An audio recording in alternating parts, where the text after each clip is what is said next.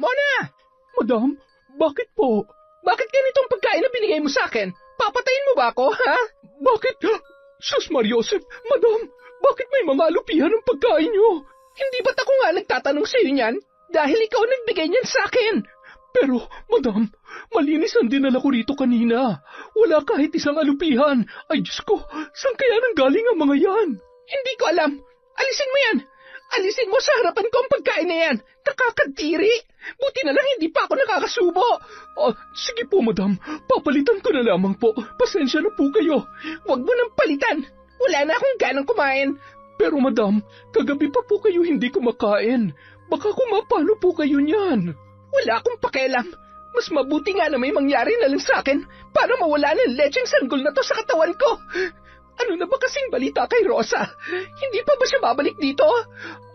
Madam, mukhang hindi na siya makakabalik dito dahil hindi niya na talaga kayang gawa ng paraan ng kalagayan ninyo.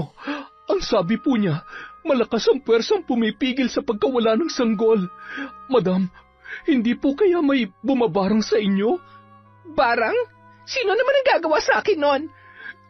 Madam, sino po bang may matinding galit sa inyo? Hindi po ba ang mga sinisante niyong trabahador? Lalong-lalo na ang pamilya ni Dodong. Taon 2005, Antique. Sa murang edad pa lamang, nakaranas na ng marangyang buhay si Melissa. Parehong negosyante ang kanyang mga magulang.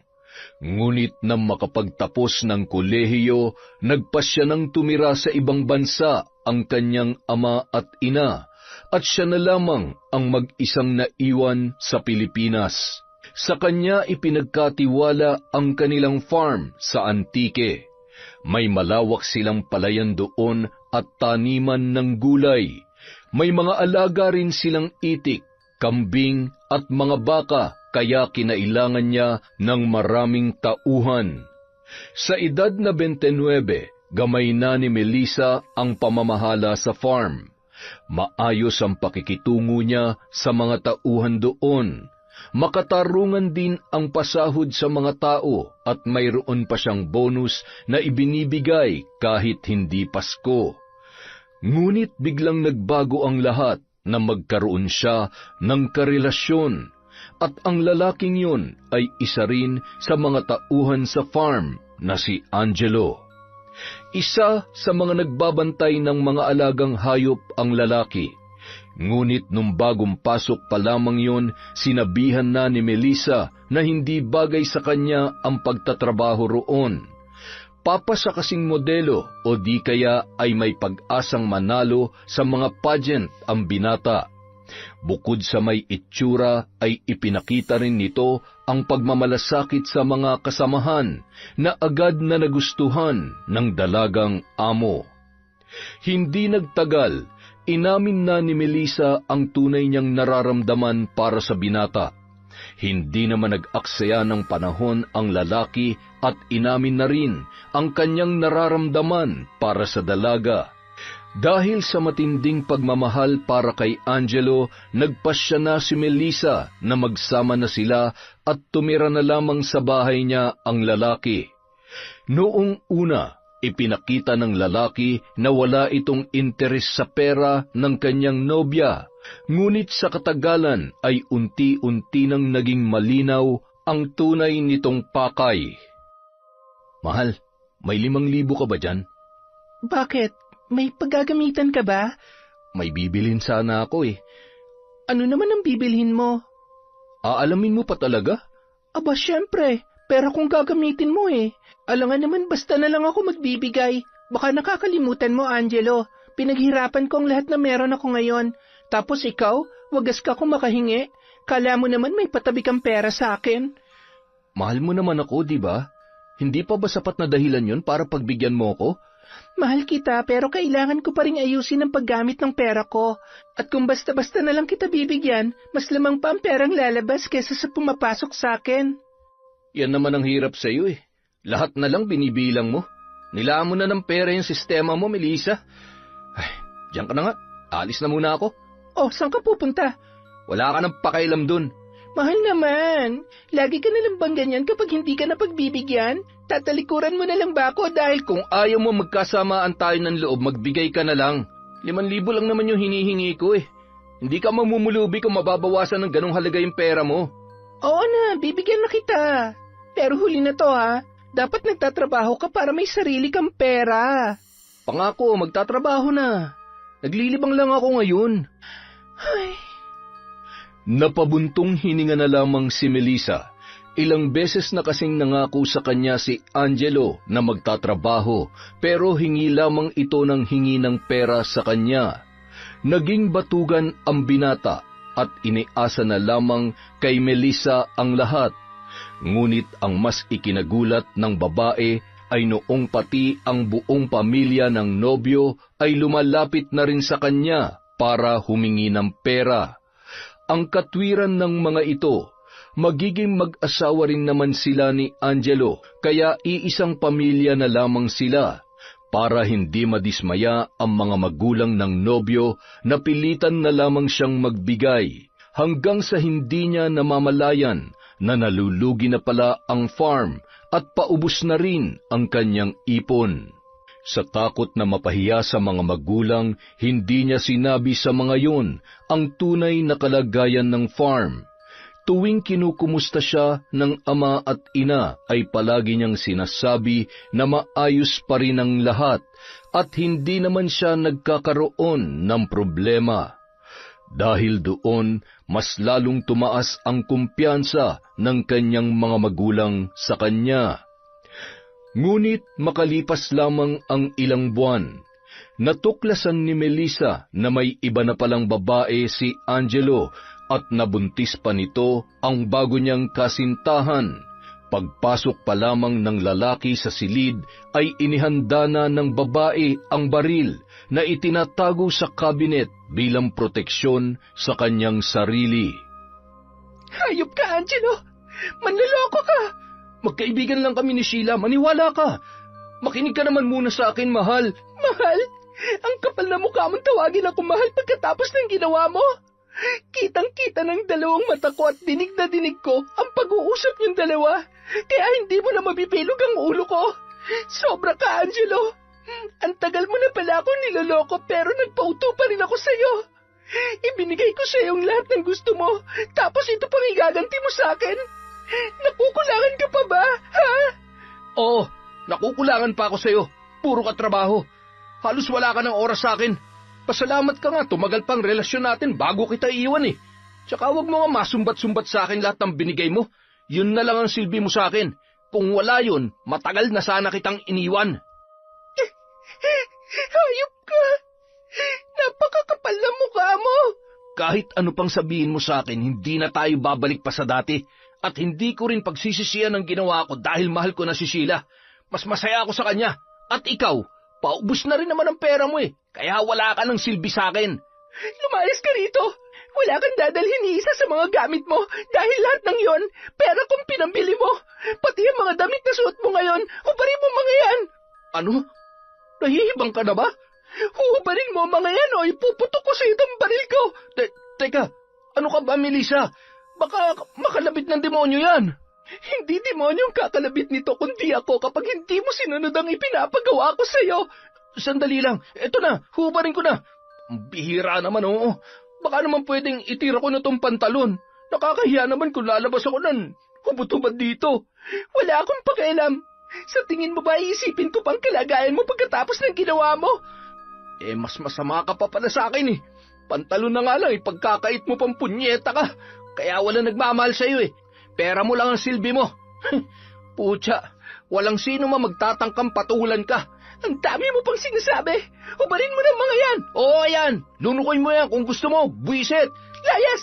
Huwag ka nang magpapakita sa akin kahit kailan. Hindi na talaga ako magpapakita sa'yo. Bahala ka mag-isa rito. Matinding galit at lungkot ang naramdaman ni Melissa nang iwan siya ni Angelo. Ilang araw siyang nagmukmuk sa kanyang silid at hindi nagpakita sa mga trabahador dahil sa takot na husgahan siya ng mga yon.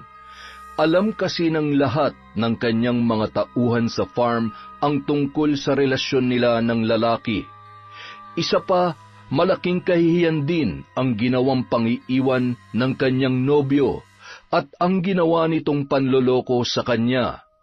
Kilala siyang matalino at hindi basta-bastang naloloko ng kahit na sino, ngunit nagpauto siya sa isang lalaking katulad lamang ng dati niyang tauhan. Simula nung araw na yon, walang ibang naging karamay si Melissa kundi ang kasambahay niyang si Mona. Malaki ang tiwala niya sa dalaga.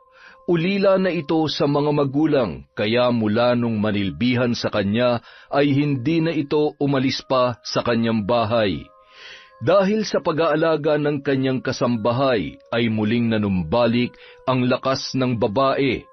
Muli siyang lumabas ng bahay para harapin ang naiwang trabaho. Ginawa niya ang lahat para mabawi ang mga nawala sa kanya, hanggang sa tuluyan niyang naibangong muli sa pagkakalugmok ang kanilang farm.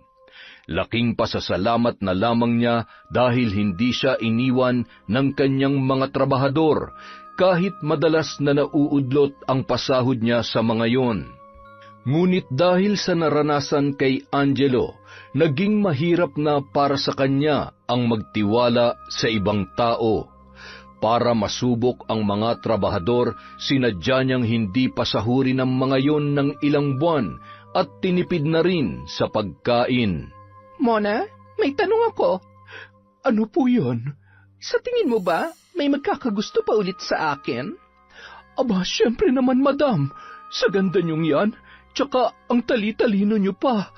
Ay, kung alam niyo lang po kung gaano ko kayo iniidolo. Talaga? Ikaw ha? Baka mamaya binubola mo lang ako. Naku, hindi po, madam. Totoo po ang sinasabi ko sa inyo. Sa katunayan, madalas ko po kayong iginuguhit, lalo na tuwing gustong-gusto ko ang mga sinusuot ninyong damit. Wow! Ngayon ko lang nalaman na gumuguhit ka pala. Pwede ko bang makita ang mga ginawa mo? Oo naman po, madam. Ipapakita ko po sa inyo mamaya pagkatapos ko kayong masahihin. Sige, excited na ako makita ang mga gawa mo. Bibihira lang kasi ako magkaroon ng kakilalang magaling kumuhit.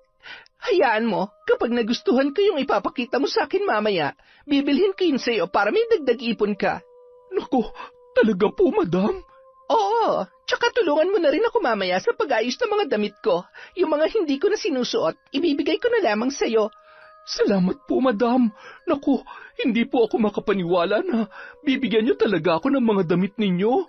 Alam ko po kasi na lahat ng mga yun ay mamahalin, tsaka magaganda ang tela.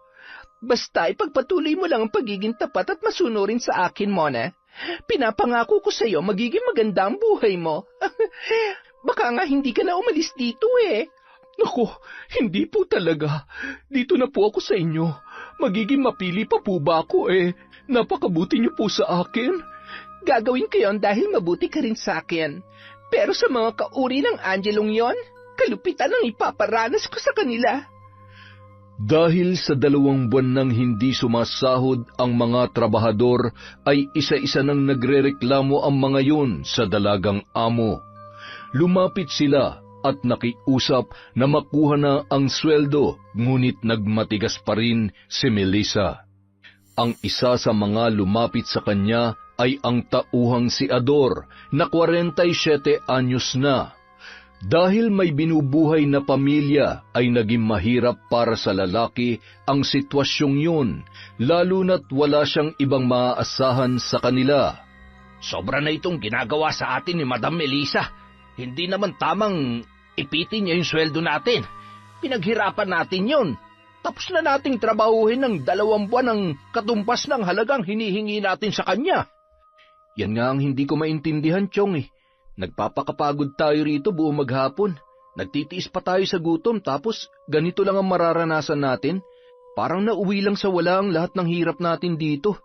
Dapat yan, inirereklamo na eh. Ay, kung hindi lang ako naaawa kay Madam matagal ko na talaga siyang inireklamo. Bakit naman kayo naaawa sa babaeng yun? Chong, napakakomportable ng buhay niya. Nakakapagpahinga siya at kumakain sa tamang oras. Samantalang tayo, babad na nga sa sikat ng araw, tinitipid pa sa pagkain. Pero alam nyo, napansin ko lang nagbago lang naman si Madam Melissa mula nung iwan siya ni Angelo eh. Bakit naman nadamay sa usapan ng lalaking yun? Hindi pa ba malinaw sa inyong ginagawa niya ngayon? Yung lalaking nanlokot nang iwan sa kanya, isang trabahador din dito sa farm. Anong ibig mo sabihin? Nasa atin niya binubunto ng galit niya kay Angelo? Ganun na nga. Sinasadya niyang pahirapan tayo. Siguro sinusubukan niya rin kung gaano tayo katapat sa kanya. Pero lang yan naman, Chong. May ibang paraan pa naman para gawin niya yun. Hindi niya tayo kailangang gutumin at pahirapan ng ganito. Tsaka, ano naman ang mapapala natin kung lolokohin natin siya? Nagtatrabaho naman tayo Hindi tayo nanghihingi lang ng pera sa kanya. Ay, hayaan mo't kakausapin ko ulit si Madam bukas. Kahit ilang beses niyo pa siyang kausapin, hindi pa rin magbibigay yun, Chong. Baka kailangan pwersahin na siya para hindi na makatanggi pa. Ano? Teka, ano bang iniisip mong gawin, ha? Pasalamat siya dahil sa ngayon wala pa ako naiisip na gawin sa kanya. Pero kapag hindi niya pa tayo pinasahod sa susunod na buwan, pasensyahan na lang, Chong. Ay nako, sakit lang ng ulo ang iniisip mo. Kung ano man yung binabalak mo, wag mo nang ituloy. Sa kabila ng mga paalala ni Ador sa pamangkin na si Dodong, binaliwala lamang ng binata ang mga sinabi ng matanda. Dama ni Dodong ang matinding hirap, lalo na't may sakit pa ang kanyang ina. Ubos na rin ang kanilang bigas.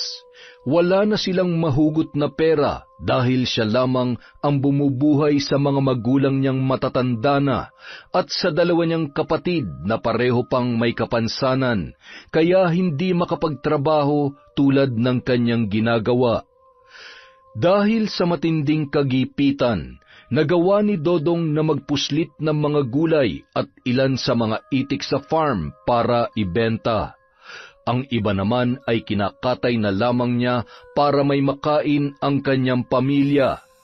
Naging maingat sa ginagawa ang binata dahil sakaling may makahuli sa kanya ay muli na naman silang makakaranas ng matinding gutom. Sa ganoong paraan din sila nakakaraos sa farm. Nagkakasundo sila na bumawas ng itik para katayin tuwing wala si Melissa para madagdagan ang kanilang pagkain. Ngunit isang araw, nahuli ng kasambahay ng kanilang amo ang ginagawa nila tuwing wala ito. Anong ginagawa niyo? Bakit kayo nagkakatay ng itik? Inutos ba yan sa inyo ni Madam? Ano bang pakialam mo? Pakialaman mo yung trabaho mo, doon ka sa loob ng bahay. Nagbilin sa akin si Madam na ako na munang bahala rito kapag wala siya. At wala siya nabanggit sa akin na inutos niya yan sa inyo. Pag nanakaw ang ginagawa niyo. Mona, maawa ka naman sa amin. Gutom na kami. Ilang buwan na kaming walang maayos na kain dito. At alam mo rin na hindi pa rin na ibibigay ang sweldo namin. Konting konsiderasyon naman sana.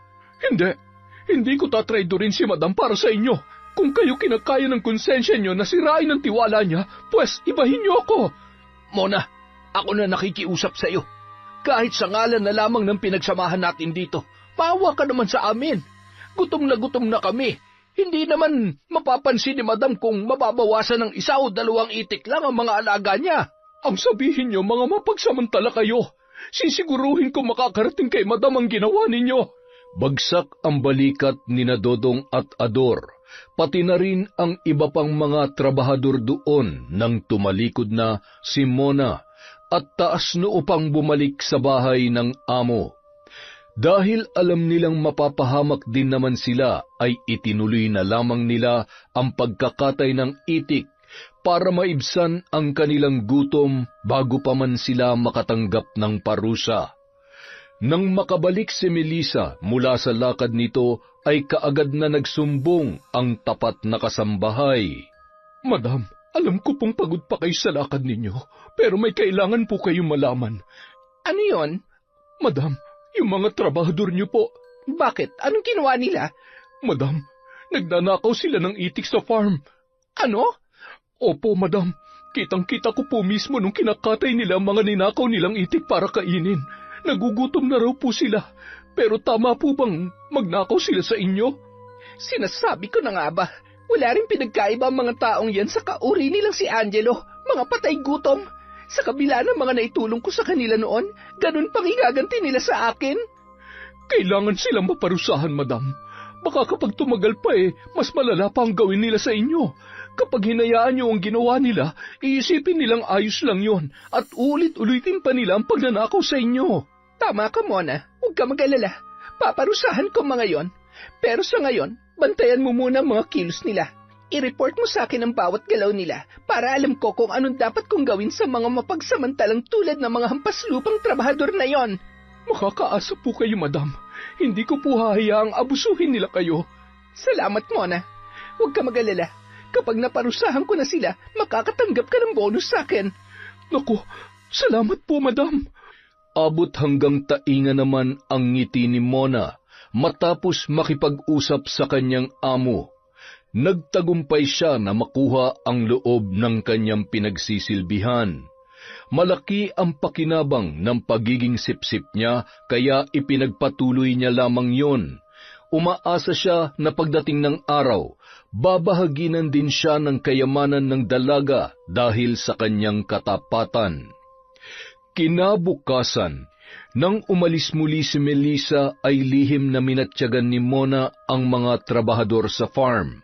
At gaya nung unang beses na nahuli niya ang mga yun, muli na naman niyang nasaksihan ang ginagawang kalokohan ng isa sa mga trabahador na si Dodong. Nanlaki ang kanyang mga mata nang makita ang lalaki na ingat na pumasok sa bahay ng kanyang amo.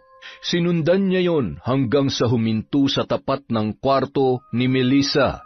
Nagtagis ang kanyang mga bagang nang mapagtanto kung ano ang plano noong gawin. Hoy, Dodong! Anong ginagawa mo rito? Mona, ano? Gulat na gulat ka? Bakit ka pumasok rito sa kwarto ni Madam, ha? Magnanakaw ka, no? Hindi ako magnanakaw. Huwag mo nga akong gawing tanga. Alam ko kung anong pakay mo rito. Hindi pa kayo nakontento sa mga itik na ninanakaw nyo, ha? Talagang pumasok ka pa rito para nakawan si Madam. Hindi pagnanakaw ang gagawin ko. Kukunin ko lang ang dapat na para sa amin, Mona. Kaya kung ayaw mo masaktan, huwag ka na makialam na punyeta ka. Punyeta ka rin. Umalis ka dyan. Labas. Wala kang karapatang pumasok dito sa bahay, lalong-lalo na sa kwarto ni Madam. Bakit? Akala mo ba may isasalba ka ng pagiging sipsip mo sa pinagsisilbihan mong amo? Oo. Hanggat tapat ako kay Madam, ligtas ako rito. Yun ang akala mo. Hayop ka, Dodong. Mas hayop ka. Pare-pareho lang tayo mahihirap, pero ikaw pa mismo nagpapahamak sa amin. Masyado ka na nadala sa pagiging sunod-sunuran mo sa amo mo. Bakit? Akala mo ba babahaginan kanya ng kayamanan niya? Si Raulo, hindi kanya kadugo. Kahit bali-baliktarin mo pa ang mundo, isa ka pa ring hampas lupa sa paningin niya. Hindi totoo yung sinasabi mo. Alam mo, wala akong pakialam kung maniniwala ka man sa akin o hindi. Ang mahalaga ngayon, makuha ko ang dapat sa mga kapwa ko trabahador dito. Kaya pasensyahan tayo. Iginapos ni Dodong ang kasambahay na si Mona at dinala sa tambakan ng mga palay para walang makakita sa babae. Matapos yun, matagumpay na nakakuha ng pera ang binata sa taguan ni Melissa. Dahil sa ginawa nitong pagpapahirap sa kanila, ay dinagdagan niya na ang kinuha niya roon. Pagkatapos ay aalis na sila at hindi na magpapakita pa sa kanilang abusadong amo. Lumabas ng silid si Dodong na dala ang isang bugkos ng pera at ilan sa mga mamahaling alahas ni Melissa. Abot hanggang tainga ang ngiti ng binata dahil sa wakas ay makukuha na rin nila ang dapat na para sa kanila. Ngunit nang makarating siya sa pinto papalabas ng bahay, tila itinulos sa kinatatayuan si Dodong nang sumalubong sa kanya ang kanyang ninakawang amo. Hindi na siya nakagalaw pa nang bigla nitong inilabas ang baril na nagsisilbing proteksyon nito tuwing umaalis ng bahay. Anong ginagawa mo dito sa loob ng bahay ko? Madam? Sagutin mo ang tanong ko. Teka, ano yung dala mo? Wala po ito, Madam. Akin na, ipakita mo sa akin kung anong laman ng bag na yan. Madam, hindi po pwede. Maawa naman po kayo. Ipapakita mo sa akin ang laman ng bag na yan o ipuputok ko tong baril ko sa bungo mo. Akin na yan. Mga alahas ko to ah. May kasama pang pera. Madam, kinuha ko lang naman yung sweldo namin. Balak ko sanang ibigay sa mga kasamahan ko para hindi na sila mahirapan pa rito at makaalis na kami. Ah, ganon. Ibig sabihin, inutusan ka ng mga kasamahan mo para nakawan ako? Mga wala kayong utang na loob. Madam, sweldo lang naman ang kailangan namin. Matagal nyo na dapat na ibigay sa amin yun dahil tapos na ang trabaho namin. Sa tingin mo, may makukuha pa kayo sa akin pagkatapos ng ginawa mo? Wala na. Wala na kayong makukuha ni isang kusing. Madam, hindi na makatarungan yung ginagawa niyo sa amin. Kung ipakulong kaya kita dahil sa ginawa mo, ha? Madam, wag naman po. Ako na lang ang inaasahan ng pamilya ko. Maawa na po kayo. Sige, gusto mong kaawaan kita? Madali naman akong kausap eh. Hindi kita isusuplong sa mga pulis, pero hindi ko palalampasin ang ginawa mo. At hindi lang ikaw. Lahat kayo ng mga kasamahan mo rito ay mananagot sa akin. Madam, wala po silang kinalaman sa ginawa ko. Ako lang po ang mag-isa nagplano ng pagnanakaw sa inyo. Sa tingin mo, paniniwalaan pa kita matapos mo akong nakawan? Wala ka na magagawa. Damay na mga kasamahan mo at sisiguruhin kong pagdurusahan niyo ang ginawa niyo sa akin. Ipinatawag ni Melissa ang lahat ng mga trabahador sa farm para kausapin tungkol sa ginawang pagnanakaw ng kanilang kasamahang si Dodong. Gaya ng kanyang inaasahan, itatanggi ng mga ito na may kinalaman sila sa ginawa ng lalaki. Ngunit nang banggitin niya ang tungkol sa mga itik na ninakaw ay wala nang nakapagsalita sa kanila. Sa tindi ng galit ng dalaga sa ginawa ng mga tauhan doon ay mas lalo niyang pinahirapan ang mga yon. Pinahuli niya ang mga dagang peste sa taniman ng gulay at saka ipinakain ng buhay sa kanyang mga tauhan sa farm. Sunod-sunod ang pagduwal ng mga trabahador matapos lunukin ang sariwang laman ng kanilang mga nahuling daga. Wala silang magawa dahil may hawak na baril ang kanilang amo. Maging si Dodong ay hindi nakaligtas sa parusang yun. Ngunit sa takot na makulong ay sinunod na lamang ang ipinagagawa ni Melissa.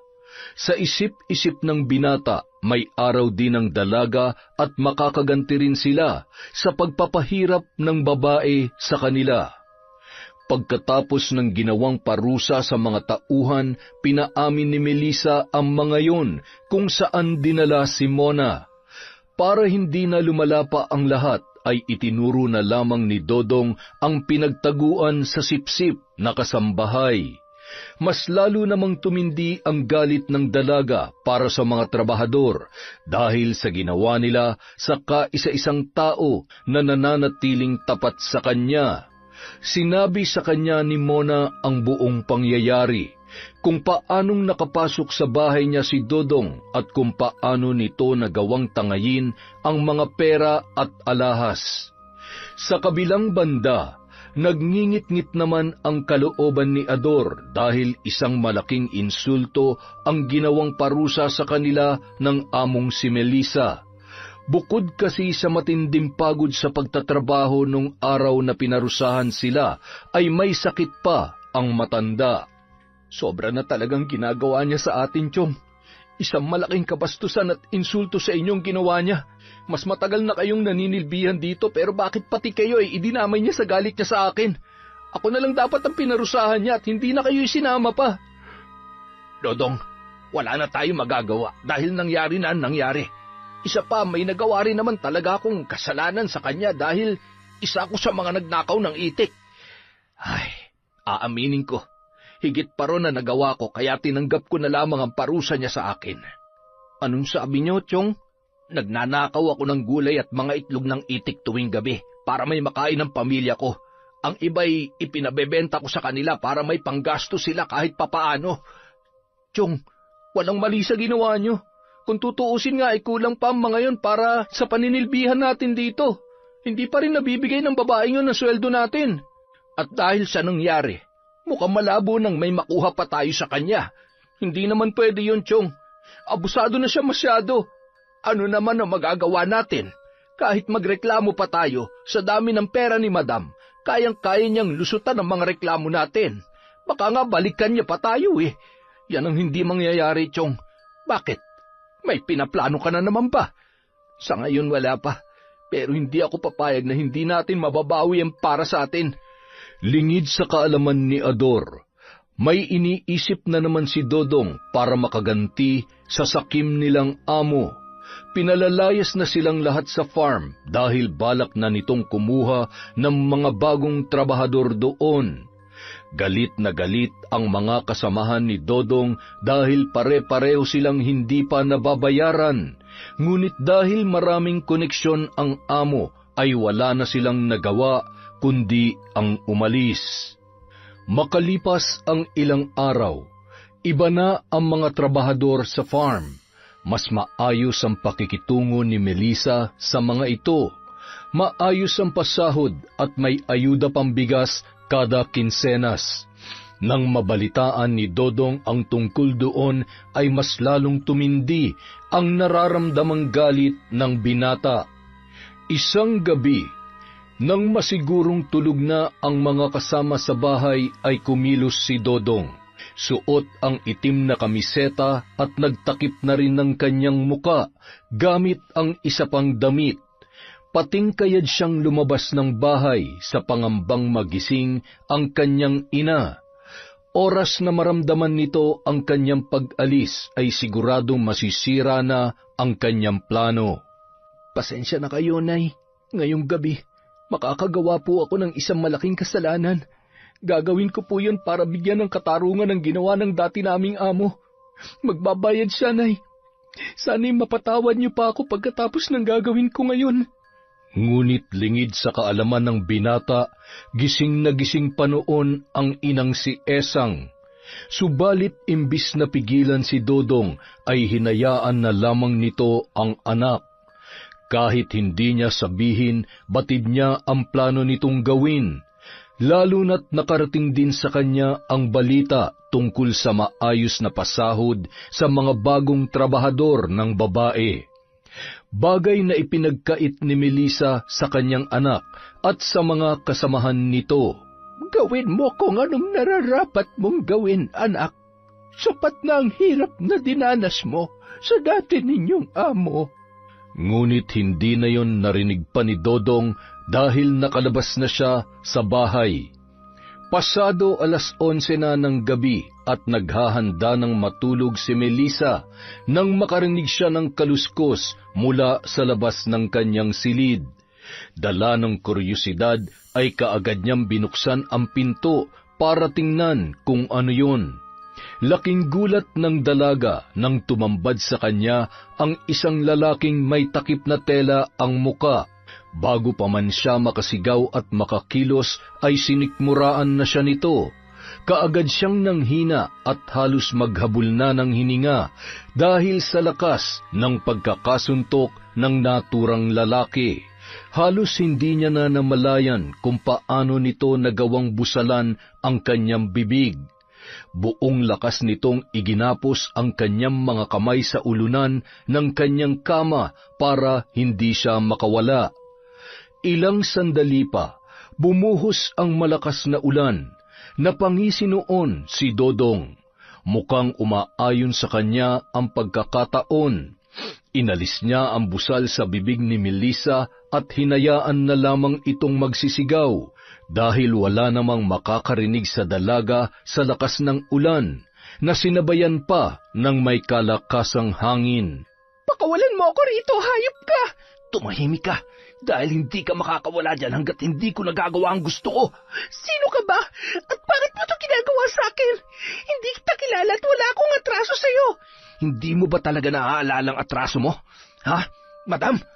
Oh, Dodong? Marunong ka naman palang makaalala. Kaya lang, huli na para sa'yo dahil naniningil na ako ngayon. O yan, tinanggal ko ng takip sa mukha ko. Nakilala mo na ako eh. Wala na rin silbi kung magtatago pa ako. Isa pa, mas maganda kung makikita mo ang mukha ng kinawawa at pinahirapan mo sa loob ng ilang buwan habang nagpapakasarap ka sa buhay. Wag, maawa ka sa akin. Huwag mo nang ituloy kung ano man ang balak mong gawin. Magbabayad ako. Bibigyan kita ng pera. Kahit doble pa ng sweldo, hindi ko na ibigay sa'yo. Hindi mo ba narinig ang sinabi ko kanina? Huli na, madam. Dahil sa ayaw at sa gusto mo, kukunin ko ang perang nararapat na ibigay mo sa amin. Pero bago ang lahat, gusto kong matandaan mo rin ang gagawin ko sa'yo. Gusto kong maalala mo kung paano ko bababuyin ang katawan mo, kagaya ng ginawa mo sa pagkatao namin mga trabahador mo, na walang ibang ginawa kundi paglingkuran ka. Babayaran na nga kita, hindi ba? Hindi mo na kailangan gawin to. Parang awa mo na, Dodong. Pag-usapan na lang natin to. Ang tagal namin nakiusap sa noon. Nagmamakaawa pa kami na ibigay mo ang sweldo namin pero matigas ka, madam. Masyado kang sakim. Hindi kami hahantong sa pagnanakaw kung naging maayos lang ang pagtrato mo sa aming lahat. Bigyan mo lang ako ng kahit isa pang pagkakataon. Babawi ako sa inyo. Pababalikin ko kayo sa trabaho at babayaran ko kayo ng tama. Sa tingin mo ba ipagpapalit ko makukuha ko ngayong gabi para sa pangako mo malabo pang matupad? Huwag mo nang bilugin ang ulo ko, madam. Napakatagal mo kaming ginago. Kaya ngayon, matitikman mo ang ganti ng taong tinatawag mong hampas lupa. Tulong! Mona! Tulungan mo ako! Sira ulo, hindi ka maririnig ng tuta mo ngayon. Sa kabila ng pagpupumiglas ni Melissa, ay nagtagumpay pa rin si Dodong sa maitim nitong balak sa kanya. Pinagsamantalahan siya ng lalaki ng paulit-ulit hanggang sa tila na ubos na ang kanyang lakas. Matapos siyang pagsawaan ng dating trabahador ay saka lamang siya nito pinakawalan mula sa pagkakagapos sa ulunan ng kama.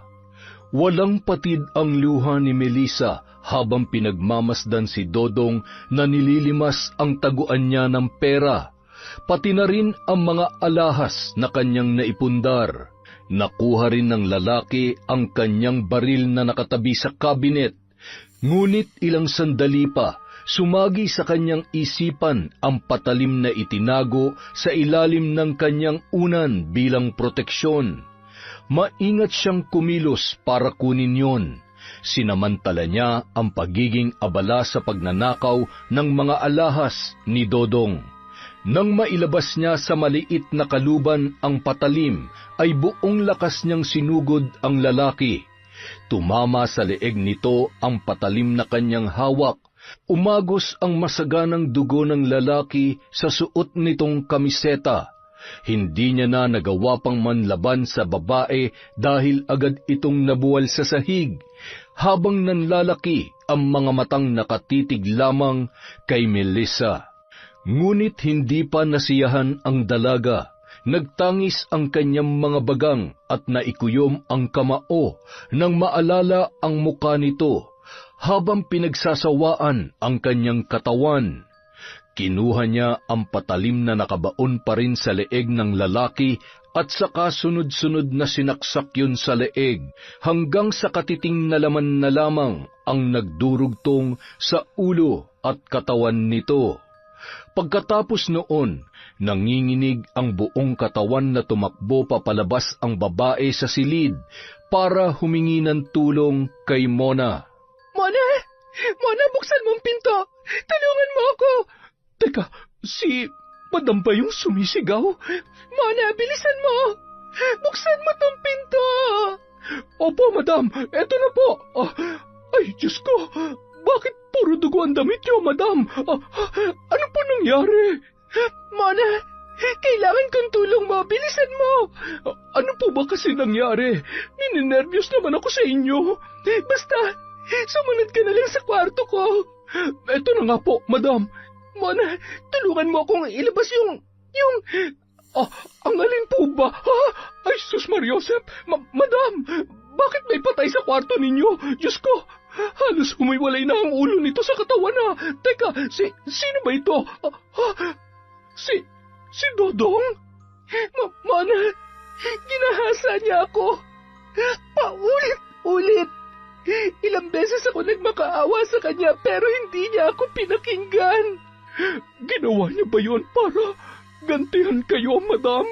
Yun ang sabi niya. Plano niyang nakawan naman ako kaya sinaksak ko siya. Nagdilim ang paningin ko at napatay ko siya, Mona. Anong gagawin ko? Kapag nalaman ng mga pulis to, makukulong ako. Bakit niyo naman kasi pinatay, madam? Sana ginapos niyo na lang para siyang makulong at hindi kayo. Wala na akong oras para mag-isip kanina. Tsaka nangihina pa ako. Anong gagawin ko? Baka ako pang igapos niya ulit. Nakikita mo ba ang mga marka sa braso ko? Iginapos niya ako kanina habang pinagsasamantalahan niya ng paulit-ulit. Nandidiri ako sa sarili ko, Mona. Napakahayop niya. Pero madam, anong gagawin natin sa bangkay ni Dodong? Hindi ko alam. Hindi ko talaga alam. Natatakot ako, Mona. Madam, ano kaya kung itago na lang natin ang bangkay niya? Ano? Saan naman natin itatago yan? Madam, hindi ko rin po alam. Kayo na po mag-isip, total kayo naman na nakapatay sa kanya. Tulungan mo na lang ako maisakay siya sa kotse habang malakas pa ang ulan. Maghanap tayo ng mapagtatapunan sa bangkay niya. Sigurado namang wala makakapansin sa atin dahil di sa oras na ng gabi. Sige po, pagtulungan na nating buhatin ang katawan niya. Pwede bang ikaw sa may bandang ulo? Madam naman paano kung biglang humiwalay yan sa katawan niya? Halos maputol na oo. Tripling sasahurin mo ngayong buwan kapag ginawa mo yon. Sige na, Mona. Ay naku, madam naman. Gusto mo pa matulad sa kanya? Eto na nga, madam naman hindi na mabiro. Payag na nga po ako sa tripling sahod Dodong, pasensya ka na ha. Kailangan kong gawin to. Habang pinagtutulungan nilang ilabas ng kwarto ang bangkay ni Dodong, bigla na lamang humiwalay ang ulo nito sa katawan. Dahilan para mapasigaw si Mona at bumitaw mula sa pagkakahawak. Bagamat kinikilabutan, pinulot yun ng kasambahay at nauna nang dinala sa kotse ni Melissa. Matapos isakay ang bangkay ay kaagad na silang naghanap ng mapagtatapunan. Sa takot na mapaghinalaan, pinili ni Melissa na ilayo sa farm ang lugar kung saan itatapon ang bangkay. Sakto namang may ginagawang kanal sa tabing kalsada, kaya doon na lamang nila hinulog ang katawan ni Dodong. Dahil madilim at malakas pa rin ang buhos ng ulan, nakasisiguro sila na walang nakakita sa kanilang pagtatapon doon. Malakas ang kabog ng dibdib ni Mona nang makabalik sila sa bahay ng amo. Ngunit hindi pa man nakakabawi sa takot dahil sa nangyari, inutusan na siya agad ni Melissa na linisin ang mga mantsa ng dugo sa kwarto nito at siguraduhin na walang maiiwanang bakas. Hindi na siya nakatulog dahil kinailangan niyang labhan ang mga damit ng kanyang amo na natalsikan ng dugo. Gayon din ang damit na sinuot niya nang tumulong siya sa pagbubuhat. Kinabukasan, napuno ng pag-aalala si Esang nang hindi pa rin umuuwi ang anak na si Dodong. Mag-aalas 10 na ng umaga nang magpasya siyang puntahan ang kapatid na si Ador. Nagbabaka sakali na baka may alam ito sa ginawa ng kanyang anak. Ador, nanggaling ba dito si Dodong kagabi? Ha? Bakit naman siya pupunta rito kagabi? Ang lakas ng ulan Oo nga. Malakas nga ang ulan pero umalis siya sa bahay. Hindi pa rin siya umuwi hanggang ngayon. Ikaw naman. Baka naman napainom lamang, ate. Wala siya nabanggit na makikipag-inuman siya. Ang sabi niya lang, may gagawin siya para... Diyos ko! Oh, bakit, Ate Esang? Galit na galit siya nung umalis kagabi, Ador.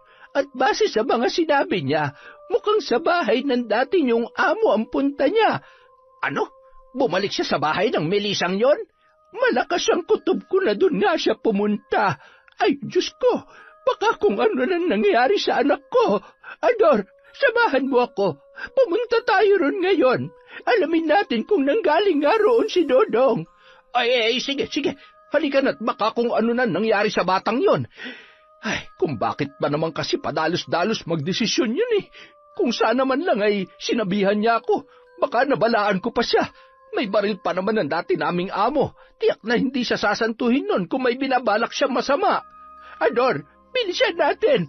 Iba talagang pakiramdam ko eh. Kanina pa ako hindi mapakali. Baka napahamak na si Dodong. Hindi na nag-aksaya pa ng panahon ang magkapatid. Kaagad nilang pinuntahan ang bahay ni Melissa. Ngunit pagdating nila roon ay hindi nagpakita sa kanila ang dating amo at tanging ang kasambahay lamang nitong si Mona ang humarap sa kanila. Sigurado kung nandiyan ang amo mo. Kung hindi nyo tinatago ang anak ko, bakit hindi mo siya ipakausap sa amin? Hindi ho ba kayo nakakaintindi? Wala nga ho rito ang anak ninyo. Di ba nga sinisante na sila? Alam nyo yon, mga Dor. Kaya imbis na magpumilit kayo makausap si Madam, pagsabihan nyo na lamang yung kasama nyo.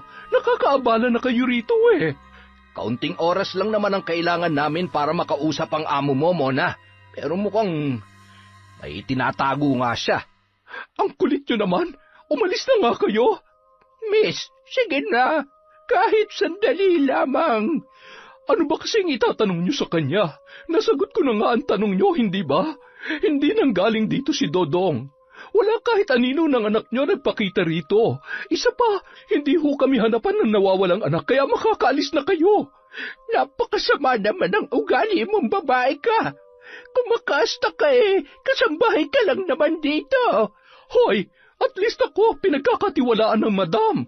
Yung anak nyo at yung kasama nyo, nahuling pinagnanakawan ng amo ko. Sobra ka naman kung makapagsalita. Alam mo kung bakit namin nagawa yun sa amo mo. Kahit ano pang dahilan nyo, maling-mali pa rin na pagnakawan nyo siya. Pareho kayo ng amo mo. Napakasama ng ugali ninyo. Tandaan nyo, hindi pa tayo tapos. Kapag napatunayan ko nang galing dito ang anak ko at may masamang nangyari sa kanya, mananagot kayong dalawa. Sa galit ni Esang, hindi niya na napigilan ng sarili na pagbantaan ang malditang kasambahay ni Melissa. Sa inakto kasi ng babae ay tila mayroon itong pinoprotektahan. Walang nagawa ang magkapatid kundi ang umalis doon dahil ilang beses na silang ipinagtabuyan ni Mona. Ngunit nang palabas na ng bakuran ang ginang ay kaagad siyang napahinto nang may mapansin sa dinaraanan. Teka, ano ito? Parang kwintas ito ni Dodong ah. Ay, patingin nga. Aba, ay sa kanya nga ito. Pero paanong napunta ang kwintas niya rito? Suot niya pa yung kahapon, Ador. Kung ganoon, dito nga siya nang galing. Pero nasaan si Dudong? Bakit hindi siya umuwi sa inyo, ate? Sigurado kung may ginawa ang bilisang yon at ang kasambahay niya. Kaya ganun na lamang nila tayo itaboy. Kailangan ko malaman kung anong nangyari kay Dudong nang pumunta siya dito kagabi. Anong pinaplano mo, ate? Nako, kung binabalak mong pasukin ang bahay na yan, maghunos dili ka. Ikakapahamak mo talaga kapag ginawa mo yun. Wala na akong pakialam, Ador. Masyado nang marami ang pinagdaanan ng anak ko, kaya hindi maaaring basta na lamang siyang mawala. Paglabas nila ng farm, nagulat si Esang nang makita ang kanilang kapitbahay na tumatakbo papalapit sa kanila. Hangus na hangus ito at bakas sa muka ang matinding takot sa ibabalita. Aling Esang, sumama ho kayo sa akin. May kailangan ho kayong makita. Bakit? Anong nangyari? Aling Esang, si Dodong ho. Anong nangyari sa anak ko?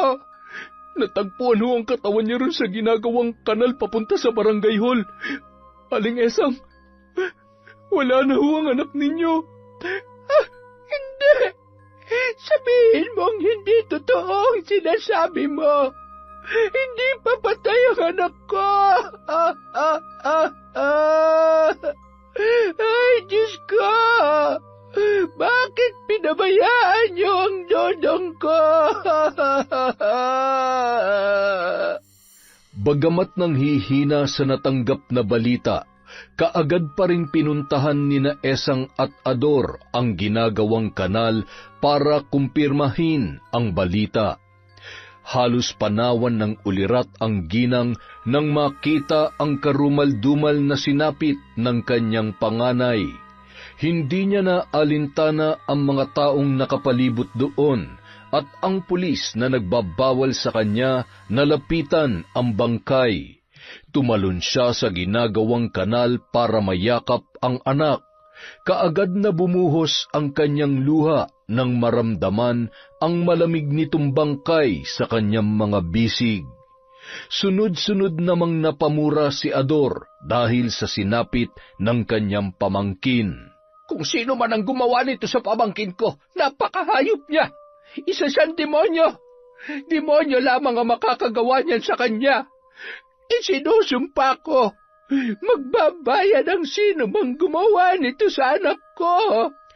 Nang iburol na ang mga labi ni Dodong, ay nakasarado ang kabaong nito dahil sa karumal-dumal na sinapit mula sa sinumang pumatay sa kanya. Marami ang nakiramay at nagpaabot ng tulong kay Esang dahil sa nangyari. Ngunit sa kalagitnaan ng gabi, habang abala sa paglalaro ng baraha ang mga nakikipaglamay, napansin ng ginang ang isang pamilyar na sasakyan sa di kalayuan. Kaagad na nagtangis ang kanyang bagang na mapagtanto kung sino ang may-ari noon. Malalaki ang hakbang na nilapitan niya ang nakahintong sasakyan na ilang metro lamang ang layo sa pinaglalamayan. Malakas niyang kinatok ang bintana para ibabayon ng sinumang nasa loob. Alam kong ikaw yan, Melissa! Bumaba ka! Harapin mo kami! Harapin mo ang pamilyang naulila dahil sa kahayupan mo! Ngunit nanatiling nakasara ang bintana ng kotse. Nang subukan muli niyang katukin yon, ay bigla na lamang kumaripas papalayo. Sa bilis ng pag-arangkada ng sasakyan, ay nabuwal pa sa gilid ng kalsada si Esang. Nakita naman ni Ador ang nangyari, kaya kaagad itong tumakbo para siya ay daluhan. Sino yan? Hindi nagbaba ng bintana, may-ari. Pero sigurado kung ang dati niyong amo ang sakay noon. Nakita ko na ang kotseng yun sa bahay niya nung manggaling tayo roon. Hayop siya. Sa ikinikilos niya ngayon, mas lalo niya lamang pinatunayan na may kinalaman siya sa pagkamatay ng anak ko. Sisingilin ko siya, Ador. Maniningil ako ng mahal sa ginawa niya sa panganay kong anak. Nang gabing yun, nagpasya na lamang na bumalik sa bahay si Melissa na balak sanang makipaglamay sa pamilya ni Dodong. Ngunit nang makita niyang maraming nakikipaglamay at may posibilidad na mag-eskandalo ang ina ng lalaki, ay hindi na lamang siya tumuloy doon. Dumagdag pa ang paglapit ng ginang sa nakahinto niyang sasakyan. Marahas na napabuga ng hangin ang dalaga at unti-unti nang nilalamon ng kanyang konsensya. Samantala, matapos namang mailibing ang anak, ay kaagad na nagpunta sa kanyang pinsan si Esang. Kahit malayo ang bahay nito, ay hindi niya na yon binigyan ng halaga. Tiniis niya ang pagod sa mahabang lakaran patungo sa bahay ni Lando na isang mambabarang. Ngunit batid din ng ginang na matagal nang huminto sa gawaing yon ang matandang lalaki, kaya iba ang pakay niya sa pagpunta roon. Anong sabi mo? Gusto mong matutunan ang pambabarang? Oo, gusto kong may paghiganti ang anak ko. Bakit hindi mo na lang ipapulis ang pumatay sa kanya? Walang hustisya para sa ating mahihirap kapag mayaman ang nakabangga natin. Alam mo naman yon dahil nangyari na yon kay Chong noon. Oh, alam ko. Huwag mo nang ipaalala dahil nadudurog lamang ang puso ko sa nangyari.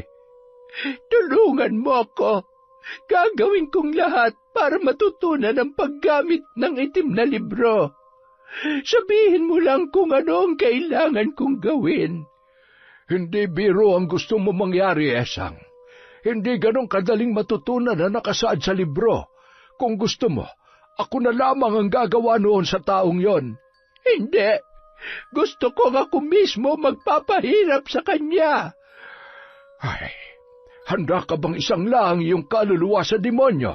Kahit ano pa ang kapalit, wala na akong pakialam. Ay, sige. Tutal ay mukha namang desidido ka na. Kapag natutunan mo na ang paggamit ng itim na mahikay, mapoprotektahan mo na rin na natitira mo pang mga kamag-anak. Sandalit kukunin ko muna yung libro. Maupo ka lamang dyan, ha? Ay, maraming salamat. O eto, pag-aralan mo lang lahat na nakasulat dyan. Kailangang isapuso mo ang bawat katagang mababasa mo sa libro. Siya nga pala, Esang, gawin mong lahat para may paghiganti ang panganay mo. Walang ibang makakapagbigay ng hustisya sa kanya, kundi ikaw lamang. Pagkatapos makuha ang itim na libro, ay sinimulan na ni Esang pag-aralan ang paggamit noon. Sa tulong ng mga gamit ng kanyang pinsan, ay madali na lamang niyang nasundan ang mga nakasaad roon. Tuwing isinasagawa ang ritual, iniiwan muna niya ang mga anak niya sa kanyang kapatid na si Ador. Tanging yun lamang ang nakakaalam ng kanyang ginagawa at hindi siya maaaring magtiwala sa iba. Samantala, kasalukuyang naghahapunan si Melissa nang makaramdam ng tila hinahalukay ang kanyang sikmura. Kaagad siyang napatayo at patakbong tinungo ang lababo habang sapu-sapu ang tiyan. Madam, ano po nangyayari sa inyo? Nahihilo ko, Mona. Ikuha mo nga ako ng tubig. Heto na po yung tubig, madam.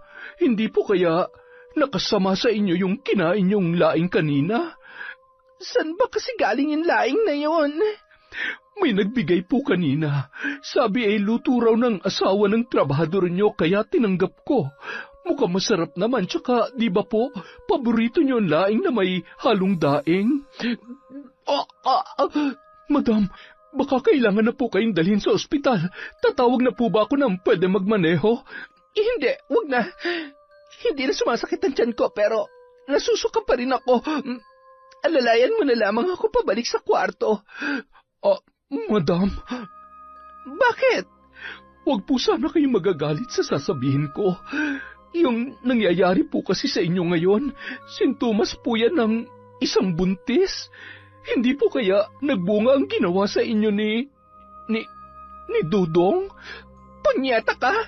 Huwag mo nga mabanggit-banggit sa akin ang pangalan ng hampaslupang yon. Ang baho-baho niya at nakakadiri siya. Tuwing naririnig kong pangalan niya, bumabalik sa akin ang pakiramdam kung paano niya hinahawakan ang bawat parte ng katawan ko. Nandidiri ako sa sarili ko. Hayop siya. Tama lang na hindi na siya nabuhay pa. Madam, halina po kayo. Aalalayan ko na lang kayo papunta sa kwarto para makapagpahinga na kayo. Sa kabila ng pagtutol ni Melissa sa sinabi ni Mona na may posibilidad na buntis nga siya, ay naisip niya rin na hindi ngayon malabong mangyari.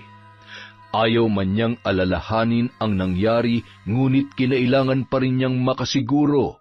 Dahil doon ay napilitan na siyang magpatingin sa doktor para malaman kung nagbunga nga ang kahayupan na ginawa sa kanya ni Dudong. Nang makauwi si Melissa mula sa klinik, ay halos maglupasay na siya sa sahig. Nang matuklasan na siya nga ay nagdadalang tao, hindi matanggap ng dalaga na nagbunga ang panghahalay na ginawa sa kanya. Bakit ganun, Mona? Napatay ko na siya, pero nag-iwan pa siya ng isang bata mula sa dugo ng hayop na katulad niya. Ayoko! Hindi ko gusto ang batang to, Mona. Tulungan mo ako. Madam, May kilala akong aborsyonista. Wala pa namang 3 buwan ang pinagbubuntis nyo. May ibibigay lang siyang herbal sa inyo. Kapag ininom nyo yon, siguradong malalaglag ang bata. Totoo ba yan? Opo, madam. Kung gusto nyo, susunduin ko siya para hindi nyo na kailangang umalis dito. Sige, gawin mo na agad yan, Mona. Kailangan mawala sa katawan ko ang batang ito. Dapat din siya mamatay tulad ng tatay niyang demonyo. Hindi dapat mabuhay ang anak ng hampas lupang lalaking yon. Huwag kayong mag-alala, madam. Magaling ang kakilala ko. Sigurado mawawala ang problema ninyo. Salamat. Maaasahan ka talaga, Mona. Siyempre naman, madam. Parang pamilya na ang turing ko sa inyo eh. Kung ano nararamdaman nyo, ganun na rin ang nararamdaman ko. Kaya ayokong nahihirapan kayo ng ganyan. Kailan mo ba pupuntahan yung kakilala mo? Mamayang gabi po, madam. Gabi ko siya papupuntahin dito para walang makapansin. Tama yan naisip mo. Walang pwede makaalam ng tungkol dito, lalong-lalo na ang pamilya ni Dodong. Wala pong makakaalam, madam. Pangako ko yan sa inyo. Kinahapunan, kaagad na umalis si Mona para puntahan ang kakilalang aborsyonista. Bandang 7:00 na ng gabi nang makabalik ang babae kasama ang 35 anyos na aborsyonista na nagpakilala bilang si Rosa na mula pa sa kabilang barangay. May ibinigay itong maliit na bote kay Melissa na naglalaman ng herbal na pampalaglag ng sanggol. Matapos inumin ni Melissa ang herbal ay pinahiga naman siya ni Rosa para hilutin ang kanyang tiyan. Ngunit ilang sandali lamang ay napakunot ang noo ng babae. Bakit, Rosa? Madam, ibang nararamdaman ko sa batang nasa sinapupunan ninyo. Anong ibig mong sabihin? Masyadong malakas ang kapit niya. Parang may pumipigil na mawala siya. Ano bang pinagsasasabi mo? Sinong pumipigil tsaka paano mangyayari yon? Malakas ang puwersang yun, madam. Hindi na kaya ng herbal ang pagpapalaglag sa bata. Magbabayad ako ng malaking halaga, Rosa. Basta't gawin mo lang ang lahat para mawala ang batang nasa sinapupunan ko. Parang awa mo na. Hindi ko kayang dalhin ang sanggol na bunga ng kahayupang ginawa sa akin. Titingnan ko kung ano magagawa ko, madam, ha? Pero sa ngayon, kailangan niyo munang kumalma dahil hindi makabubuti sa inyo ang matinding pag-aalala. Uuwi po muna ako at hihingi ng tulong sa lola ko. Isa siyang albularyo. Sige, basta ipangako mong babalik ka rito para tulungan ako, ha? Ay makakaasa ho kayo? Dahil walang nagawa si Rosa, muling nanumbalik ang pagkairita at pananakit ng ulo ni Melissa dahil sa batang kanyang dinadala. Sinubukan niyang gumawa ng mabibigat na gawain. Uminom na rin siya ng mga bawal sa isang babaeng nagdadalang tao, ngunit tuwing gumagamit siya ng pregnancy test kit, parehong resulta lamang ang lumalabas. Halos mabaliw na ang dalaga sa kakaisip. Hindi na siya nakakatulog na maayos tuwing gabi at halos hindi na rin kumakain dahil sa kanyang pinagdaraanan. Hanggang sa umabot na siya sa puntong nangangayayat na ang dalaga. Humpak na rin ang kanyang pisngi at halos lumubog na ang kanyang mga mata. Samantala, patuloy naman sa paglaki ang umbok ng kanyang tiyan sa paglipas ng mga araw. Ang ipinagtataka lamang nina Melissa at Mona ay kung bakit ganun na lamang kabilis lumaki ang kanyang tiyan, samantalang magtatatlong buwan pa lamang siyang buntis. Hindi na siya pumupunta sa doktor dahil hindi naman niya kailangang maging malusog ang sanggol na kanyang dinadala. Ang tanging nasa isip niya ay kung kailan yon mawawala sa kanyang buhay. Dahil hindi siya kaagad natulungan ni Rosa, ay nagpahanap pa siya ng ibang aborsyonista. Ngunit tulad din ng nauna, ay wala ring nagawa ang mga yon. Samantala, Lihim namang nagdiriwang si Esang nang maramdaman pa rin ang pintig ng sanggol na ipinunla ng kanyang anak kay Melissa. Ngunit makalipas lamang ang ilang sandali, nagngilid ang mga luha niya nang magpakita ang kaluluwa ng anak na si Dodong. Malungkot yon at puno ng paghihinagpis dahil hindi pa rin nito nakakamit ang hustisya. Naikuyom na lamang ng ginang ang kanyang mga kamao at isinumpang ipatitikim ang matinding paghihiganti sa babaeng dahilan ng pangungulila niya sa panganay na anak. Kinaumagahan, umalingaw-ngaw ang sigaw ni Melissa sa buong bahay nang makita ang mga alupihan sa pagkaing inihain ni Mona sa kanya. Mona! Madam, bakit po? Bakit ganitong pagkain na binigay mo sa akin? Papatayin mo ba ako, ha? Bakit? Sus Mariosep, madam, bakit may mga alupihan ng pagkain niyo? Hindi ba't ako nga nagtatanong sa iyo niyan? Dahil ikaw nagbigay niyan sa akin. Pero, madam, malinis ang dinala ko rito kanina. Wala kahit isang alupihan. Ay, Diyos ko, saan kaya nanggaling ang mga yan? Hindi ko alam. Alisin mo yan. Alisin mo sa harapan ko ang pagkain na yan. Nakakadiri. Buti na lang hindi pa ako nakakasubo. Sige po, madam. Papalitan ko na lamang po. Pasensya na po kayo. Huwag mo nang palitan. Wala na akong ganang kumain. Pero, madam, kagabi pa po kayo hindi kumakain. Baka kumapalo po kayo niyan. Wala akong pakialam. Mas mabuti nga na may mangyari na lang sa akin para mawala ng lecheng sanggol na to sa katawan ko. Ano na ba kasing balita kay Rosa? Hindi pa ba siya babalik dito? Madam, mukhang hindi na siya makakabalik dito dahil hindi niya na talaga kayang gawa ng paraan ng kalagayan ninyo. Ang sabi po niya, malakas ang puwersang pumipigil sa pagkawala ng sanggol. Madam, hindi po kaya may bumabarang sa inyo? Barang? Sino naman ang gagawa sa akin nun? Madam, sino po bang may matinding galit sa inyo? Hindi po ba ang mga sinisante niyong trabahador? Lalong-lalo na ang pamilya ni Dodong. Tila patalim na itinarak kay Melissa ang pangalang Dodong nang muli niya yung marinig. Kahit pilit niyang itanggi, batid niya na may malaki siyang pagkakamaling nagawa. Hindi lamang kay Dodong, kundi pati na rin sa mga dati niyang trabahador na hinayaan niya lamang mahirapan. Imbis na tulungan ay parusa pa ang kanyang ibinigay sa mga yun. Ngunit hindi niya maintindihan ang sarili kung bakit wala pa rin siyang nararamdamang pagsisisi. Pakiramdam niya ay tama lamang ang kanyang ginawa sa mga taong hindi kayang maging tapat sa kanya. Nang mga sumunod na araw, mas lalong lumala ang kalagayan ni Melissa. Doble ang laki ng kanyang tiyan kumpara sa normal na laki nito para sa magtatatlong buwang buntis pa lamang. Tuwing sinusulyapan niya ang kanyang tiyan ay halos maduwal na siya kapag naiisip kung kaninong anak yun. Kinaumagahan, naalimpungatan si Melissa nang maramdamang tila may gumagalaw sa loob ng kanyang tiyan. Nang sulyapan niya yun, ganun na lamang ang panlalaki ng kanyang mga mata nang makita ang kulubot niyang balat na tila umaalon-alon na animoy may maliliit na bagay na gumagalaw sa loob. Ngunit hindi lamang yun ang nagpagulat sa kanya. Nang sulyapan niya ang kanyang magkabilang paa, tumambad sa kanya ang mga sugat na wala naman nung siya ay natulog kinagabihan. Napatakip siya ng bibig nang manuot sa ilong niya ang amoy ng nabubulok niyang sugat.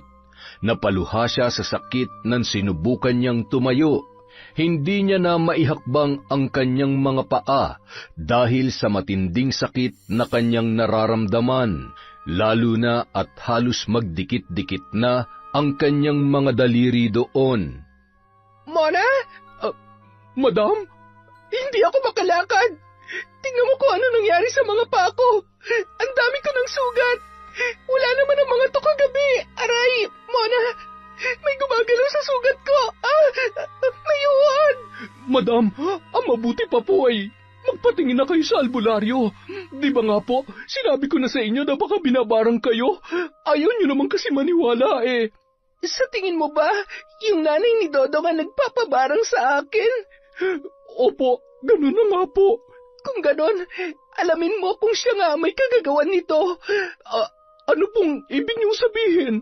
Puntahan mo ang bahay ng babaeng yon. Alamin mo kung siya nga nagpapabarang sa akin para matigil ng ginagawa niya. Ako dapat na nagpapahirap sa kanila. Opo, madam. Bago kumagat ang dilim, palihim na pinuntahan ni Mona ang bahay ni Dodong. Hindi na siya nagtanong-tanong kung saan yon nakatira dahil nakarating na siya roon nung pinaglalamayan pa lamang ang lalaki. Ngunit nang ilang hakbang na lamang ang layo niya sa bahay na pakay niya, ay bigla na lamang siyang napahinto nang makita ang bulto ng isang lalaking nakatayo sa di kalayuan. Nakatalikod yon at hindi niya nakikita ang muka. Hindi na sana niya yun papansinin, ngunit naningkit ang kanyang mga mata nang may mapansin sa damit ng lalaki. Natutup ni Mona ang kanyang bibig nang makilala ang pamilyar na damit ng lalaking kanyang nakikita. Hindi siya maaaring magkamali. Dodong? Dodong? Ikaw ba yan? Nanlaki ang mga mata ni Mona nang bigla na lamang humarap sa kanya ang naturang lalaki. Duguan ang mukha nito, ngunit kitang-kita niya ang nanlilisik na mga mata na nakatitig sa kanya. Ngunit sa pagkakataong yon, hindi na siya sigurado kung si Dodong nga ba ang kanyang nakikita. Sa takot ng babae ay dali-dali siyang tumakbo patungo sa bahay ni Dodong. Sisigaw sana siya para humingi ng tulong nang marinig niya ang boses ng ina nito na si Esang na tila nag-oorasyon. Natigilan siya at hindi kaagad nakaalis sa kanyang kinatatayuan nang mapagtanto kung para saan ang ginagawa ng ginang. Nasa kalagitnaan ng ritual si Esang nang biglang umihip ang malakas na hangin at tila dumaan ang isang tinig na nagpapahiwatig na may ibang tao roon. Napahinto sa ginagawa ang ginang at agad na nakiramdam. Ilang sandali pa, dali-dali siyang sumilip sa siwang ng nakasaradong bintana. Mula roon, nakita niya ang kasambahay ni Melissa na tumatakbo papalayo at wari takot na takot. Napangisi si Esang. Binuksan niya ang bintana at hindi nilubayan ng tingin ng babae habang may ibinubulong sa hangin. Tikman niyo ang ganti ng mga itinuturing niyong hampas lupa. Damhin niyo ang sakit na katumbas ng kawalan niyo ng awa. Pagdurusahan niyo ang lahat ng pasakit na inyong ipinaranas sa anak ko. Bago pa man makapasok sa loob ng bakuran si Mona, ay nakaramdam na siya ng panghihina. Napaluhod sa damuhan ang babae habang sapo ang sumasakit na tuhod. Ilang sandali pa, bigla na lamang sumigid ang matinding kirot sa likod niya na tila hinahampas ng matigas na bagay. Bagamat nahihirapan, sinikap niyang makarating sa bahay para makahingi ng tulong sa kanyang amo. Ngunit dahil sa kalagayan nito, walang dumamay sa kanya roon.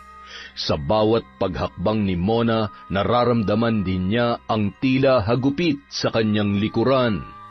Kinabukasan, sa tulong ng mga trabahador ni Melissa, ay nagpatawag na sila ng isang mahusay na albularyo. Gulat na gulat ang mga yon nang makita ang tunay na kalagayan ng amo at ng kasambahay nito. Bahagyang nakaramdam ng takot ang dalaga nang dumating ang isang lalaking albularyo na sa tansya niya ay nasa mahigit 60 anyos na. Nagpakilala ito bilang si Ka Ernesto. Mukha namang mabait ang matanda, ngunit nakakatakot ang buhok na lampas baywang ang haba at halos tumakip na sa buo niyang muka. Unang kita pa lamang ni Ka Ernesto sa tiyan ni Melissa ay naramdaman niya na ang itim na puwersang bumabalot sa pagkatao ng sanggol. Nang gabing yon, nakaranas ng matinding pananakit ng tiyan ng dalaga na tila manganganak na. Kinilabutan siya dahil hindi yun normal. Wala pang 3 buwan ang batang nasa kanyang sinapupunan, kaya imposibleng manganak siya ng ganoon kaaga. Mabilis na inihanda ng albularyo ang mga kagamitan para mailabas ang sanggol. Hindi na raw maaaring pigilan ang paglabas nito para hindi mailang si Melissa ay pumwesto ang matanda sa kanyang gilid habang hinihilot ang kanyang tiyan at binibigkas ang mga salitang tanging siya lamang ang nakakaunawa para sa isinasagawang ritual. Makalipas ang ilang sandali, nailuwal na ni Melissa ang sanggol.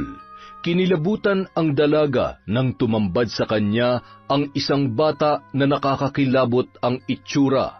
Nangingitim na ito at inuuod na ang katawan.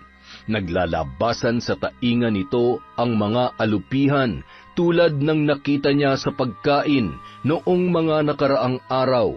Gayon din ang maliliit at itim na uod na nakita niya sa mga sugat sa kanyang mga paa.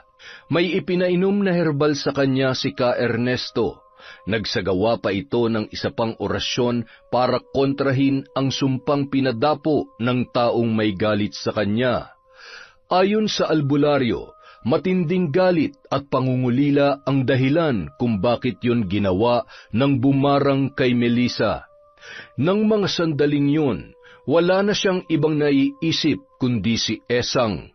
Nang umalis ang albularyo, dinala nito ang isinilang niyang sanggol para dasalan at mailibing ng maayos. Laking pasasalamat naman ni Melissa sa matanda para sa ginawa nito sa kanya. Inalok niya ng malaking halaga si Ka Ernesto, ngunit tumanggi itong tanggapin yon. Doon niya napagtanto na hindi lahat ng tao ay pera lamang ang habol sa kanya. Ginamot din ng matanda ang kasambahay niyang si Mona na nadamay sa kasalanang kanyang ginawa. Ngunit matapos gumaling ay nagpaalam na sa kanya ang babae at sinabing uuwi na lamang ito sa Iloilo, kung saan nakatira ang iba pang mga kaanak ng babae. Pasensya na po kayo, madam, pero gusto ko na po talagang umalis dito. Aminin ko man po o hindi, may kasalanan din po ako sa mga trabahador dahil kung hindi ako nagsumbong sa inyo hindi naman po sila mapapahamak. Baka nga po, hindi rin kayo naisipan ni Dodong na pagnakawan at pagsamantalahan. Buhay pa po sana siya ngayon. Hindi na natin maibabalik ang nakaraan, Mona. Pero sige, tatanggapin ko ang desisyon mo. Kaya lang, pwede bang hanapan mo muna ako ng pwedeng pumalit sa'yo? Kailangan ko kasi ng kasama rito sa bahay. Kahit 2 na ang kunin mo para hindi gaanong mahirapan. Pasensya ka na kung hindi ko ito naisip noon. Napakalaki ng pagkukulang ko sa iyo bilang amo. Idinamay pa kita sa krimeng ginawa ko. Ano na po bang plano niyo ngayon, madam? Susuko ako sa mga pulis para pagbayaran na nagawa ko, Mona. Madam, seryoso po ba kayo dyan? Matagal ko na itong pinag-isipan, pero oo, gagawin ko yun para sa ikatatahimik ng isipan ko at para mabigyan na rin ng hustisya ang pagkamatay ni Dodong. Maling-mali ang ginawa niya sa akin pero mali rin na ilagay ko sa mga kamay ko ang batas. Siya sanang mapaparusahan kung hindi ako nagpadala sa galit ko sa kanya. Nakakalungkot naman po ang nangyayari sa inyo, madam.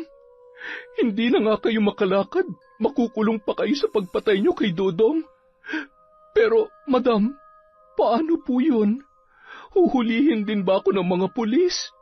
Tinulungan ko kayo sa pagtatapon ng bangkay niya at nanahimik lang kahit alam ko ang katotohanan. Hindi kita isusuplong.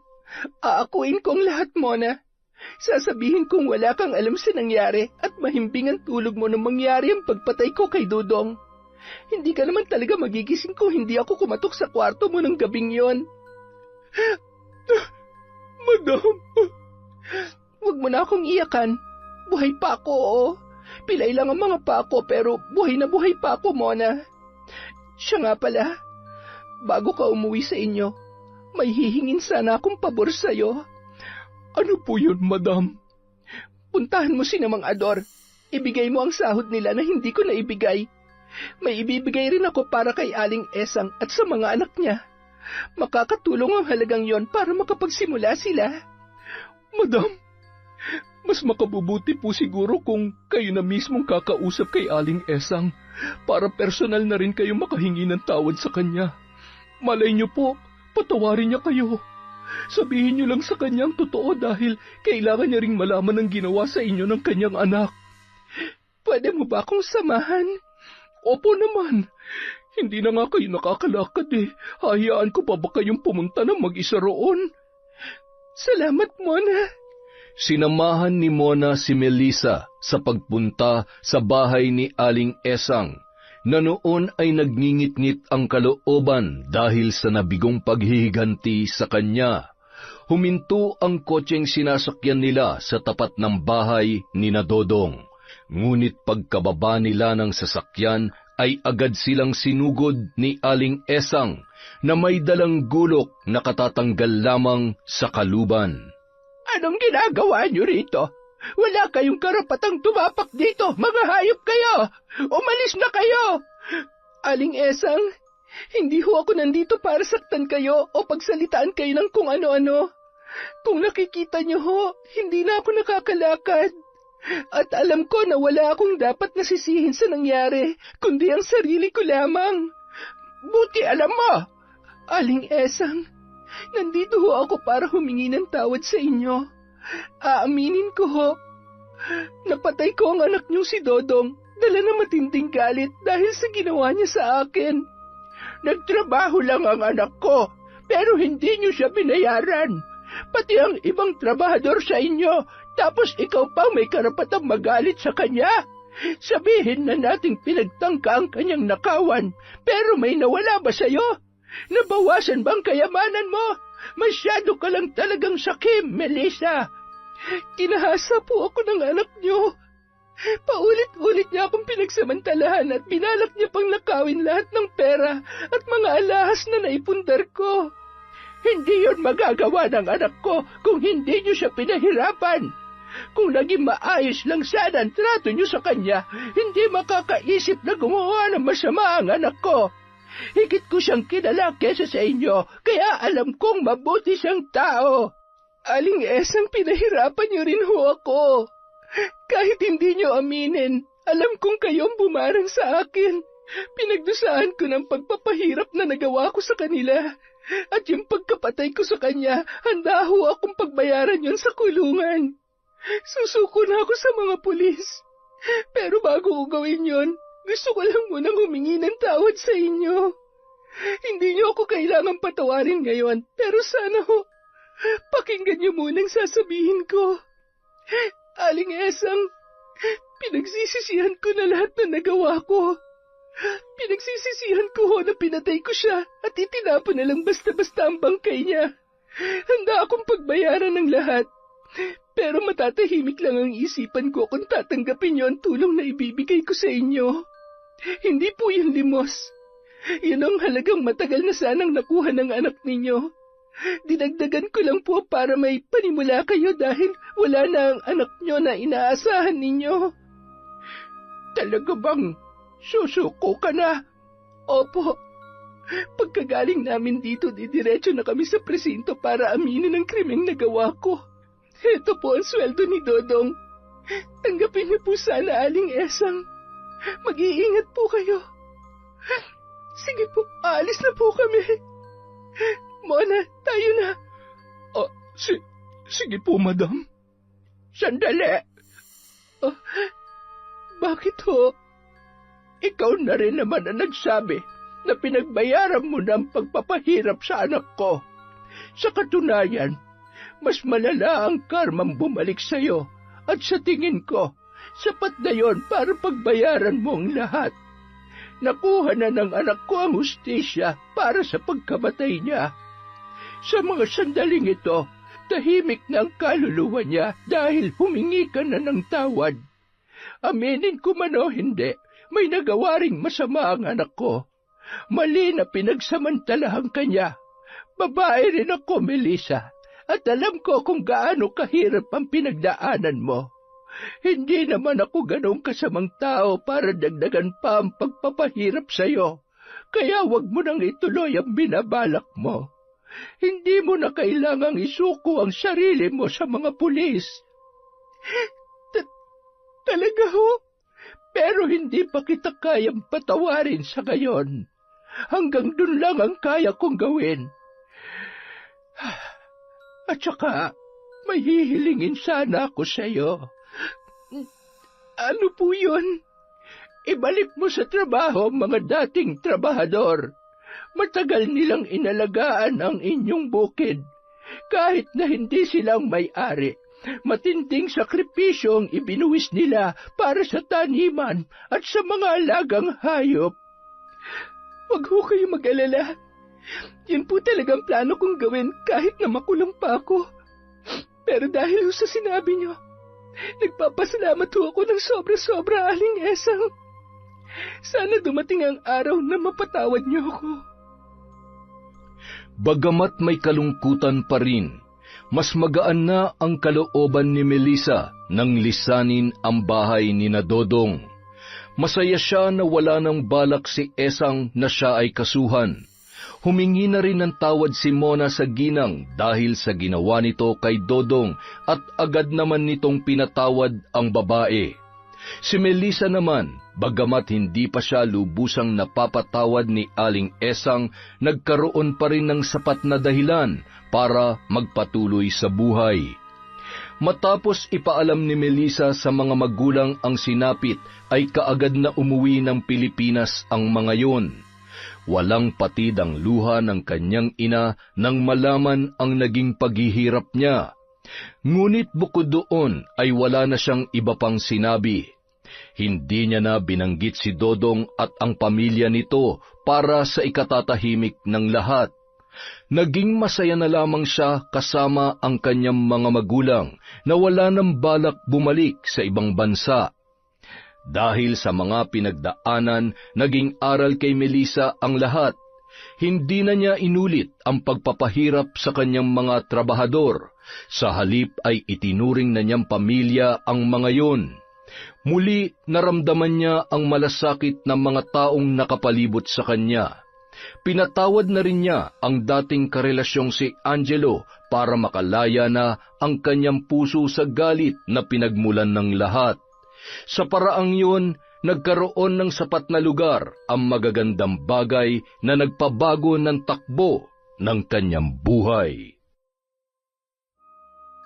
Yon! Positive! Napakaganda po ng kwento natin. Masakit sa simula, pero sa bandang huli nagkaroon ng kapatawaran. So yon, dahil dyan, meron ulit tayong shoutout. Simulan po natin kay Monica Nieves. Hi po kay Wena Onsing. Hello kay Jeneline Mix Vlog. Shout out kay Pasiano Guerrero. Hi kay Mitze Boras. Kay Si Gabunan at Colin Pox Bangkilan. Hello po sa inyo mga aswang. Hi kay Roslyn Jimenez. Hi po sa RGW ng Marulas, Valenzuela. Shout out kay Ana Liza Saludar. Hi kay Samantha at Charlie Cortezano. Hello kay Maria Therese Alimios, kay Victor Alviar. Shout out po kay Rose Bakel, kay Wildcats Kuting. Hello kay Aida Paz, kay Heidi de la Cruz. Shout out kay Mark Cesar, Mark John, Noli Villarin Jr. from Cesan de la Cruz. Hello po sa Ucom family from Liriza Abdul. Hi kay Jenaline Rodrigo Kalampag Vlog. Mabuhay po kayo. Hi kay Madi Abrera. Hello kay Honey Austria. Shout out kay Merly Gaviola. Kay Glenda Panayas. Hi kay May Megs. Hello kay Jane Mitch Joy Saludo from Bacolor, Pampanga. Hi kay Asudisen Cerila. Kay Julius Del Rosario. Hi po sa CMR Group Electrician Specialty. lalo na kay Alan from Mia Aspa. Hi kay Tess Aguilar, Elvira Galope at sa mga kapatid ni Resel Galope. Shout out kay Michelle Manuge. Hi kay Donna Barcoma. Hello po sa Gana-Gana family from Frederick Gana-Gana. Hi kay Reyna Glenn at Glenda Panayas from Digos, Davao del Sur. Hi kay Belen Malbas, kay Chris Gel Mamado, kay Frederick Gana-Gana, kay I Love Traveled, kay Christine Roring. Hello po kay Pamela Allen, kay Alma Naong, kay Lowal Natividad Andres. Hi din po kay Janet Cisneros, kay Maria Lee Nakagaw, kay Chris Alcantara. Hello po kay Mariam Duca, kay Condesa. Hello kay Violi Laharso. Hi kay Heli Borja, kay Edna Lau, kay Jennifer Mauricio. Hi kay Takpin Lax from Larry Desabille. Hi kay Virginia Pontillas, kay Didet Torsende, kay Mel Santarita. Hello po kay Angelina Ignacio, kay Earthheart the Great Vlog. Hi kay MGS14. Hello po sa family ni Elvira Malakas sa Kalibo, Aklan. Hello kay Wendy Tugas, kay Silent Garden, kay Marites Nalika, Efraim Chan. Hello po kay Jonas Siaw. Hi kay Mel, kay Shauma TV. Hello po kay Mami from Doha, Qatar, kay Vicky Abut. Hello din po kay Crisilda Badayo, kay Hondra Delin. Hi kay Glenda Galido, kay Faye Yuson. Hi kay Barner Baki, sa mga construction worker sa Azuela Cove, Davao City. Hello po kay Rochelle Diebo. Hi kay Jeneline Mix Vlog, kay Norsam Dalgan, kay Amiyong. Hello din po kay Lydia Lopez, kay Chona Baynosa, at kay Resel Galope.